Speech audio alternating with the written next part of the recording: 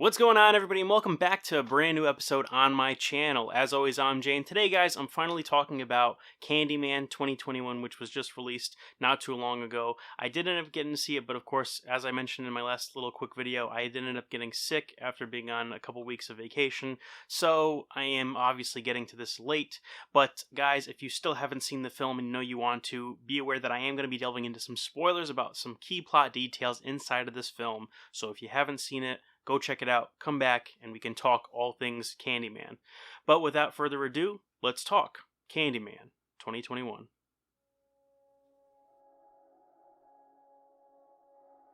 So the story of Candyman centers around Anthony, who was a young, struggling artist who's currently experiencing basically a funk.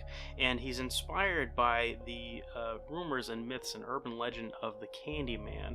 And as he kind of gets drawn deeper into this dark rabbit hole, he is pulled into lower and lower depths of death and murder as his life just spirals out of control. Now, one of the biggest things about this, and in true, horror film reboot fashion, is just like the Halloween sequel that came out a little while back, this actually ignores the other sequels to Candyman. So 2 and 3 are out the window. I actually saw Candyman, the first original film, recently and fell in total love with it. I loved the way that it was shot, the music choice, the atmosphere, the visuals, the way that the story was constructed. And who can forget Tony Todd's awesome performance as Candyman? Having all that stuff fresh in my mind and becoming kind of a new fan of that character and the tragedy, kind of this lovelorn, almost Phantom of the Opera type of character, destined to kind of be a ghoul and, basically come through and wreak havoc on anyone who says his name 5 times in a mirror. I thought that it was a very interesting story. And once I got wind that this movie was coming out and actually going to be having a connection to the first film, especially when you dig in and you find out that Anthony is really the baby that was kidnapped in the first film, it's like, hell yeah, I am on board. Now, as far as the actual film goes, it's not perfect. Now, don't get me wrong, there's plenty to like in this film. Visually, the film is stunning. It looks great. For horror fans, the kills are fantastic. The way that the special effects and kind of the modern technology that we have now really works well to kind of really showcase the chaos and the kind of the crazy nature and kills that Candyman can do. So that's definitely an A+ as well. There's a lot of suspense and tension going on at different points in the film. The characters are well written and well performed, and you really kind of connect with Anthony on a little bit of a deeper level and everything, especially obviously because he's the main character. The general story about Anthony being pulled into this, urban legend about the Candyman works extremely well when they focus on it. Obviously, I'm kind of jumping ahead of myself, but when they're focusing on him and his kind of journey of discovery, going to the old Cabrini Green kind of housing projects, seeing him paint and kind of being inspired by these, terrible tales of injustice, essentially. Whenever that's kind of the main focus right there, whenever we see his deteriorating state, whenever we see like these situations where he finds himself around people and around mirrors and he sees different things that, you have to almost do a double take, as it were. It just works so well as far as the creep factor and whatnot. And another little thing that I really wanted to give props to was the legend of Helen Lyle. Because in this movie, because so much time has passed, a lot of the people that hear about Helen Lyle just talk about how she went crazy and how she kidnapped Anthony. And as we discover, basically the events of the first film have been misconstrued and kind of changed with time. It's almost like a game of telephone has passed, where nothing's accurate and everything's all over the place, and not even an ounce of it is beholden true to what actually happened, as Anthony later finds out when he speaks to his mother. Now, those are really the kind of high points for me that really worked. Now, as far as what didn't work, there are definitely more things that I really feel I wanted to get off my chest as far as the things that I really didn't enjoy about this film. And the first thing is that there's too many Candymen. So, in the original film, Candyman is just Daniel Robitaille. He is the spirit that is summoned every time someone says the name. He's got the hook hand, and he's got that kind of presence and that kind of ghostly, ghoulish, aspect to him.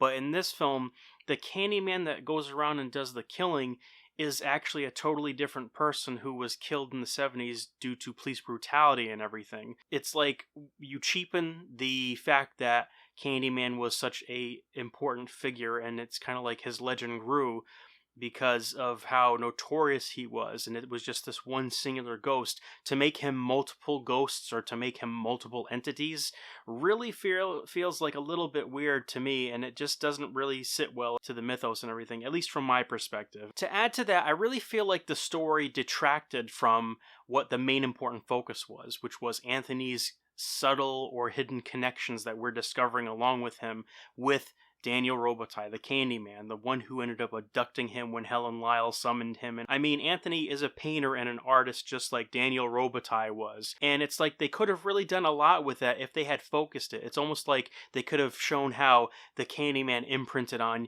young Anthony and his plan was to reincarnate himself all along. But the way that everything is played out inside of this film, it's not the case at all. This weird random dude who owns a laundromat decides he's gonna choose this one for Candyman to return and kind of be resurrected from. And when I really sit and think about it, it confuses the shit out of me. How they developed this story really didn't work well, because the way that all the killings went down and everything, it should have really been Anthony at the end hallucinating, and that would have felt like when it comes at the end, when he actually becomes Candyman, it would have been more earned at that point.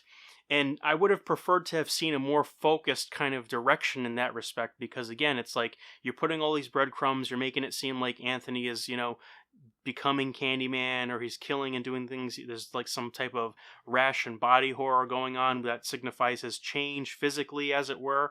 So it's like, why couldn't they commit to that? Did they do that to kind of subvert expectations or what? And then at a certain point in the film, because they didn't commit to that, I actually wanted to have him have a redemption where he rejected the darkness, where he saved himself and he was able to pull back and, not be the new resurrection of Candyman and everything. And of course, as you know, if you've seen the film, that's not how things work out, and they end up a little bit more fucked up, as we'll talk about in a little bit.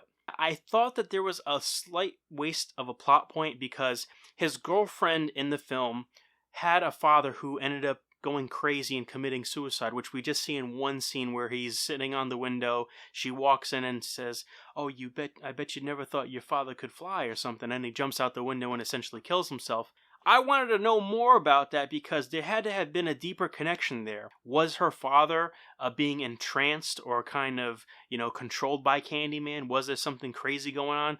Or even was he kind of a failed artist and kind of going crazy, and that's a parallel that man shares with Anthony? Any of those pieces would have been interesting, but we don't actually get any solid information on that. And again, I feel like the story suffers because of what they don't imply or what they actually don't put out there.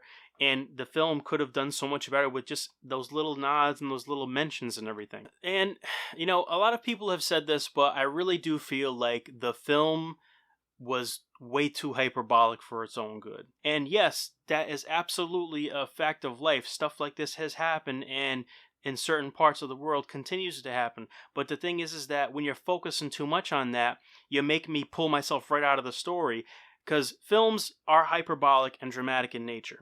They are supposed to be fantasy. They are supposed to take us and sweep us away to a certain degree. Yes, there's a little bit of realism in this, including any art form aside from film, comics, whatever. But the subtlety is what gets you thinking about it, kind of like a little fraction in the back of your mind. And then it grows and grows, and you kind of get a little bit more out of it.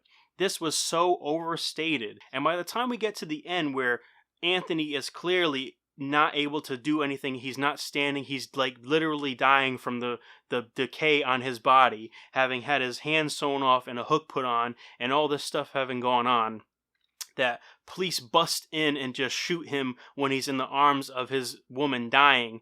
I checked out at that point. And of course, after that happens, because of the way that they've made Candyman out to be in this film as more of a symbol of black retribution, as it were, as what I got out of it. Basically, they take that moment where his girlfriend / fiance, I can't exactly remember where, she utters the name Candyman 5 times in the mirror, and then that resurrects him, and he saves her and kills all these cops.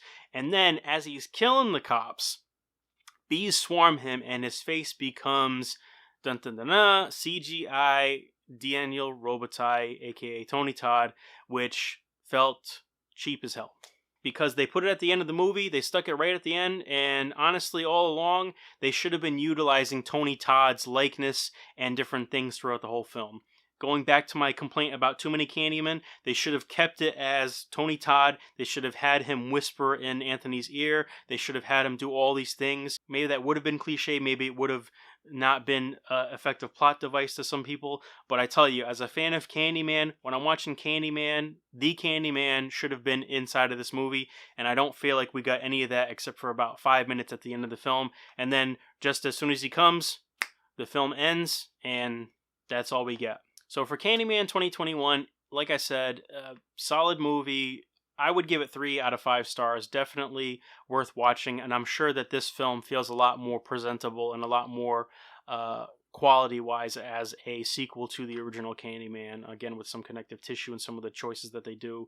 But overall, how they handled the film, how they really didn't focus up and actually tell us a story, focusing on the characters, more so the circumstances and kind of the history and kind of the struggle, as it were, of the greater scheme of things. I really feel it took itself way too seriously, and again, I feel like there was a lot of like things that they really should have honed in and perfected, or like kind of really workshopped on before having put this movie out, to have made it a little bit more enhanced. What I think might have happened, and what it feels like, at least to me, is they started filming this, but then midway through production they decided, instead of completely rebooting the Candyman franchise, they actually wanted to include the original Candyman. They wanted to put some elements of the first film inside of it, so at that point they injected it inside of the film. But by that time they had already decided to use a different Candyman who was killing people, and kind of take that little aspect and really kind of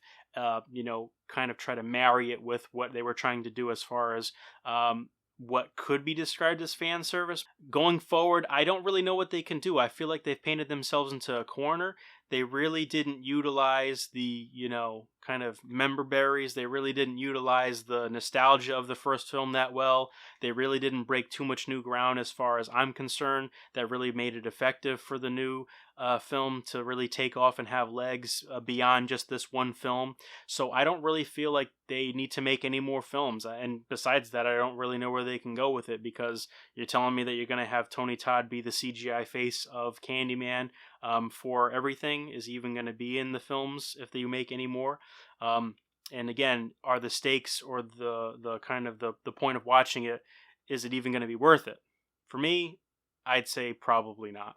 But anyway, guys, those are my thoughts on Candyman 2021. Let me know what you thought about the film down in the comments below. And guys, thank you so much for watching my video if you made it to the end. If you dug the video, like, comment, and subscribe. And if you are subbed, hit that bell button. That way you never miss a moment of my content. But until next time, guys, as always, I'm Jay. So take care, and bye.